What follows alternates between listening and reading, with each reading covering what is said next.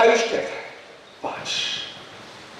उसमें की पहली स्टेप है बेटा देखना, सुनना एंड समझना। पढ़ाई की फर्स्ट स्टेप है बेटा। देखने के पहले एक बात मैं डिस्कस करना चाहता हूं। बहुत सारे बच्चे की एक समस्या रहती है सर, बहुत सारी चीजें समझ में नहीं आती, याद नहीं रहती। ये कॉमन 99% बच्चों का प्रॉब्लम है। 99% बच्चों का प्रॉब्लम।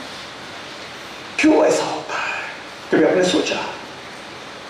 ये समस्या का समाधान हम देखेंगे, बाद में हम पढ़ाई की तरफ स्टार्ट करेंगे।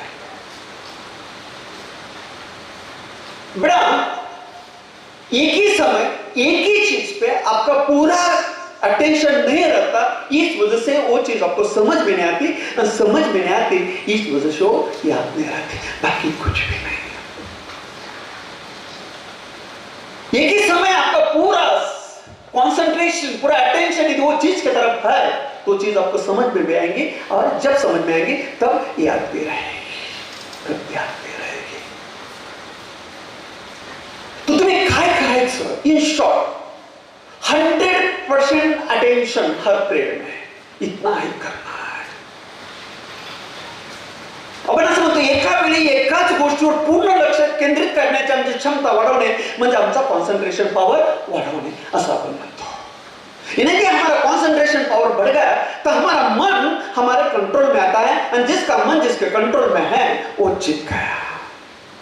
बोलते हैं ज्यानं मन जिंकले त्यानं जग जिंकले असं म्हणतात। यदि आपने ठान ले नेट हो, जीमेन हो, एडवांस हो, सीटी हो, ये जंग मुझे जीतना है तो एट एनी कॉस्ट आप जीत ही सकते हैं। बहुत बड़े लोगों का कहना है मन के जीते जीत है, मन के हारे हार है, बाकी दूसरा कुछ भी नहीं है। तो स्थान लो, मुझे जीतना है, मुझे जीत हासिल करना है at any cost.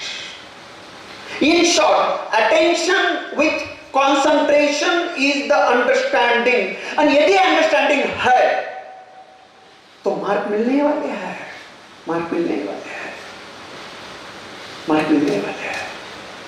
Her beat मुझे समझना है आपका क्या होता है। देखो एक एग्जांपल दे रहा हूं मैं आपको, वो साइड को देखो आपका क्या होता है। उधर देखो बेटा एक ऑब्जेक्ट है, ये बॉडी है, एंड हर एक बॉडी की जो पावर है 1 HP है, एंड चार डायरेक्शन पे वो ऑब्जेक्ट खींच रहा है, वो किधर जाएगा बेटा? किधर भी नहीं जाता, वही हो रहा है आपका। लेकिन वही देखो वो क्या हो रहा है, ताकत तो है, चारों घोड़ों में ताकत है, लेकिन वो अलग अलग दिशा में बिखरी हुई है।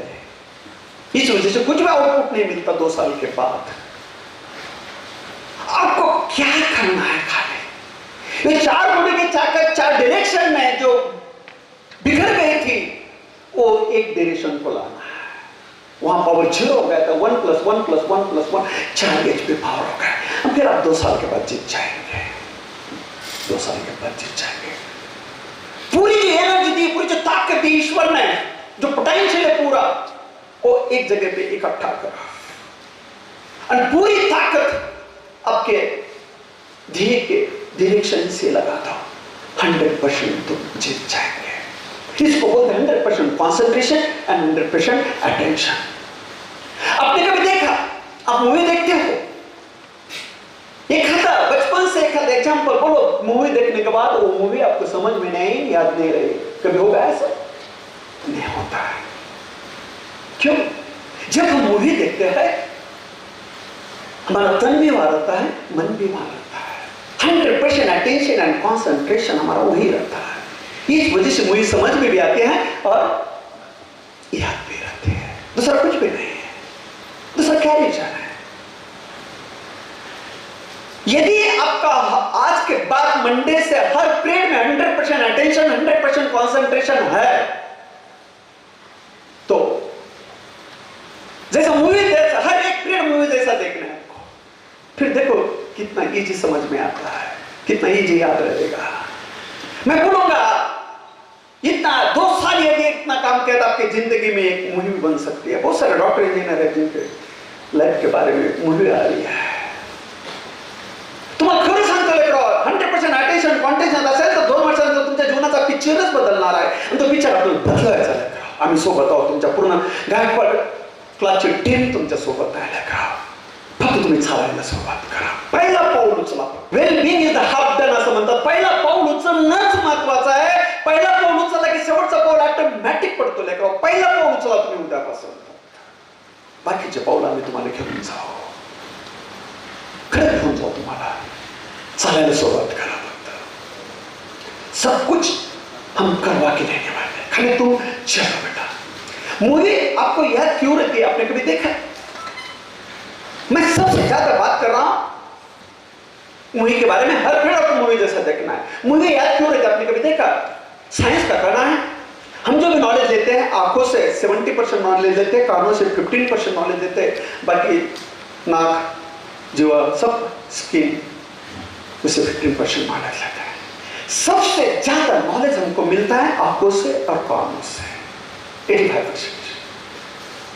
और मूवी में वही होता है. हम पूरा कॉन्सेंट्रेट के साथ देखते हैं.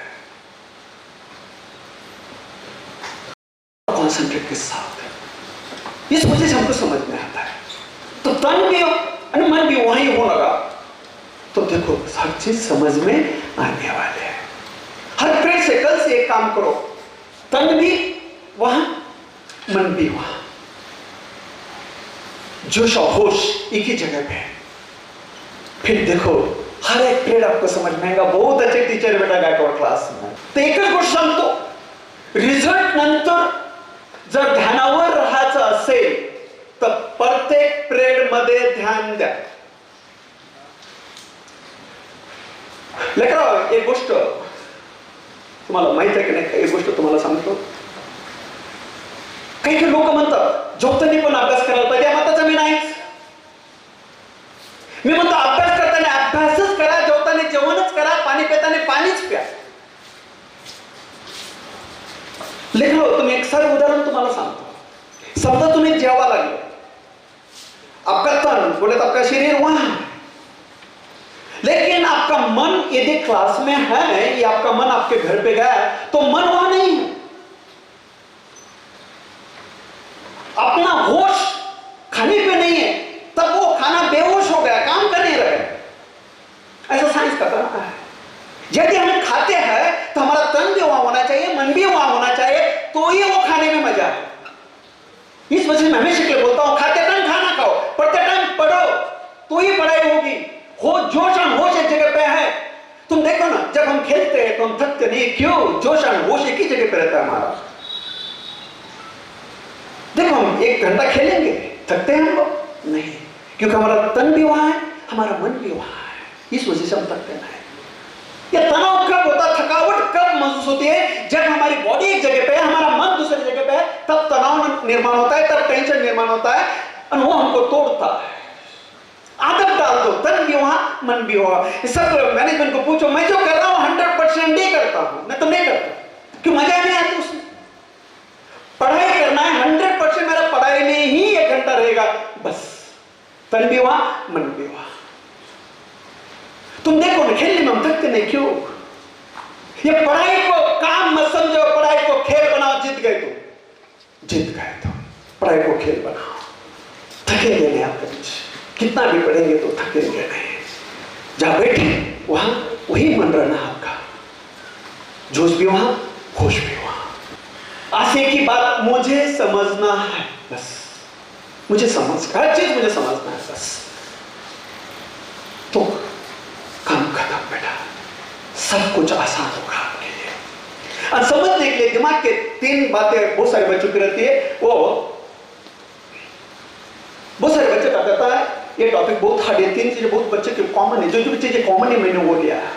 कुछ आप क्या एक्स्ट्रा हो गए तो प्रोग्राम होने के बाद मैं आपसे बात करूंगा, क्लास में भी आपसे मैं बात करूंगा.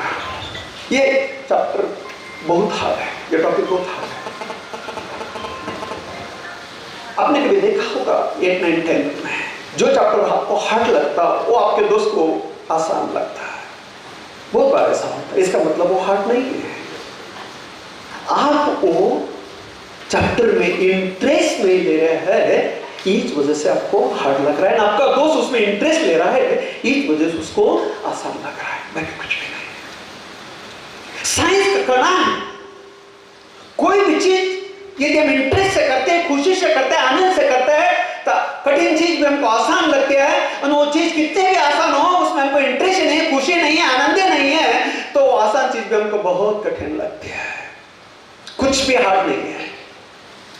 सिलेबस आपके एवरेज बच्चे का, बिलो एवरेज बच्चे का ख्याल रखे, टैलेंट करके सिलेबस बना हुआ है।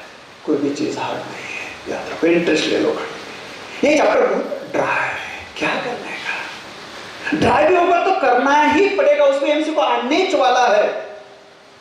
और यदि ड्राई चैप्टर छोड़ देंगे तो आपने एग्जाम टॉप करने का सपना है, ड्राई होने वाला है, तो मैं बोलूंगा आपका मेहनत का पसीना वो ड्राई चैप्टर में ऐड करो और उसमें पढ़ो और उसमें एमसीक्यू आया तो सॉल्व करो। अंतर ये टॉपिक कम वेटेज का है।